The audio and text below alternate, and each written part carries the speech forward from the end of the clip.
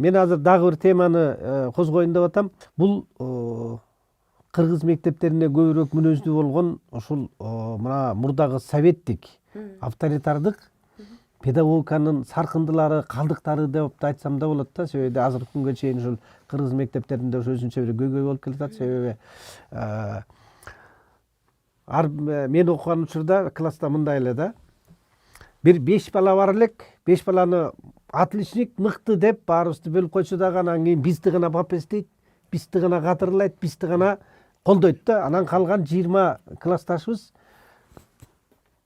булар махолор, булар тупойлор деп анан булар ошондой болуп калып калганда, анан кийин алар 10 классты бүткүчөктү ушундай эме менен келди да. Анан комплекс неполноценности. Азыркы күндө дагы ушу бизде таланттуу деп анан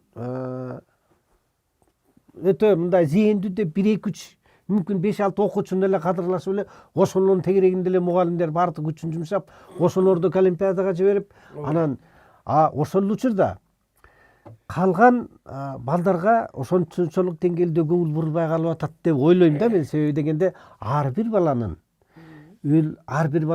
өзүнчө булак да, ар бир баланын өзүнчө потенциалы бар. Ошону ачылыш керек да. Анан кийин ошентип эле ар бир балага жакшы жеткиликтүү көңүл бурулуп алган үчүн ачылбай калып атат да. Мисалы үчүн Финляндияда баары мыкты. 5-6 боло эмес, ал жерде баары мыкты бир класстагы окуучулардын.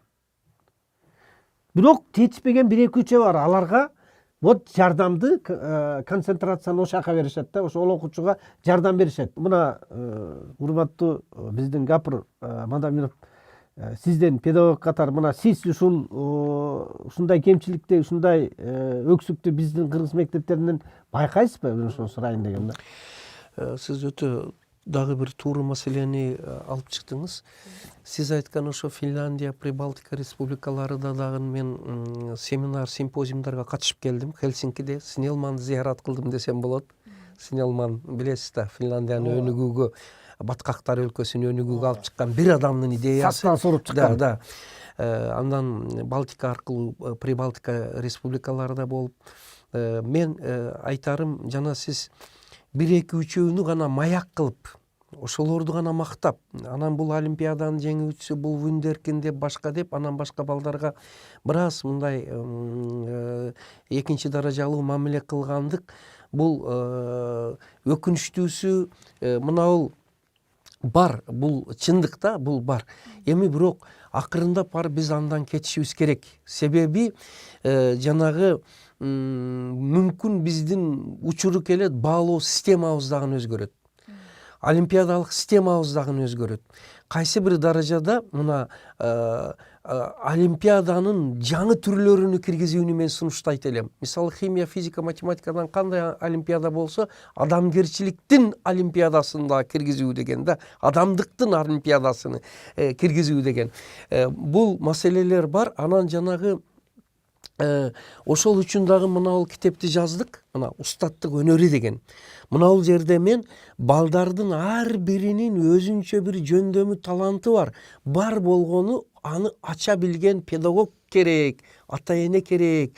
Эч качан балдарды биринен экинчисин артык коюп, алардын көңүнү чөктүрбөйлү, баланы алдын ала сен жөндөмсүзсүң деген стереотипти катырып койбойлу деген жана эркиндик аркылуу билим берүү деген бир идеяларымды бергенмин. Мисалы үчүн биздин ошо жанагы 25 жыл эксперименттин ичинде эң хулиган, эң тентек деген балдар менен бир жакшы алардын бир кызыгуусуга байланыштырып иштегенде, ошолор кайрадан эң мыкты отличник болуп кеткенин Руслан Акун тарткан Агай фильмиде Бекжандын ролунда көрүп турасыздар. Ал Бекжан 2-3 мектепте бул шок, тентек деп жөнөткөн бала чындыгында эң күчтүү, вундеркин бала. Кээде ошол тентек балдар же болсо кайсы бир сабакка көңүл бурбаган, жетишпеген, начар деген балдар бар болгону бир көйгөй үчүн недостатка внимания дейт. Көңүл бөлүүнүн жетишпестигинен, сүйүүнүн жетишпестигинен, мээримдин жетишпестигинен болуп калышы мүмкүн да. Ошол үчүн сиздин маселеңиздин түбүдө чоң маселе турат. Биз педагогдорго инновационный технологияны эле окута бербестен, албетте ал керек, инновационный адамгерчилик методикасыны дагы, балдарга гумандуу мамиле кылуу методикасын дагы өтө терең өздөштүрүүгө багыт беришибиз керек. Мен айтайын деген дагы жолу түшүндүрүп койгум келип атат да. Балдардын баардыгы таланттуу. Ар бир баланын өзүнчө бир таланты, өзүнчө бир шык дарамети бар да. Анан педагогтун милдети ошол баланын талантын көрө билүү, ошону керектүү багытта ачканга, өнүккөнгө жардам берүү болуп калат да. Мисалы үчүн мына мен соңку бир изилдөөлөр жөнүндө айтып кетейин. Моцарт 3 жашынан баштап, 4 жашынан баштап жанагынтип музыкант болуп жетилип, анан кийин гениалдуу композитор, гениалдуу музыкант болду деп атпайбызбы? Ушул Моцарттыкындай эле мүмкүнчүлүктү. Ооба, ушундай эле мүмкүнчүлүктү да. Мисалы үчүн Японияда эксперимент жасап көрүшүптүр. Японияда. 3 жашынан баштап бир балдардын баарын топтоп алып, ошол Моцарт тыкындай эле шарт түзүп беришкенде, ошол мектептеги балдардын дээрлик 90% көрсөткөн ошол группага. Бул эмнеден кабар берет? Бул деген керек болсо, эгерде ошол Моцарттын атасы композитор болгон, үй бүлөсү композитор үй бүлөсүнө төрөлгөндө, анын тегерегинин баарында ошондой баягы музыкалык климат болгон үчүн Моцарт чыгып отурат.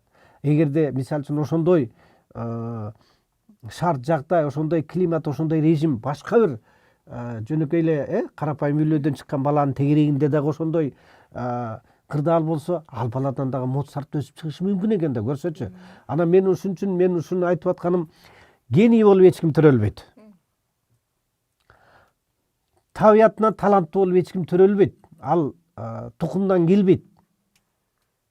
Соңку изилдөөлөр ушуну көрсөтүп атат. Эгерде тукумдан тукумга келе турган болсо, Чыңгыз Айтматовдун же Шекспирдин же башканын баласы дагы ошончолук таланттуу болуш керек эле, туурабы? Демек, бул өнүгүүнүн мектебинен экен, тарбиядан экен, окутуудан экен, генийлердин өсүп чыгышы. Кандай дейсиз? Сөзүңүзгө кошумча эме кылайын. Биринчи жанагы Моцартты мисал келтирдиңиз го. Генден гана эмес, жанагы тарбиядан дегениңиз чындык үлүшү чоң бар. Бирок акыйкатты айтып кетели.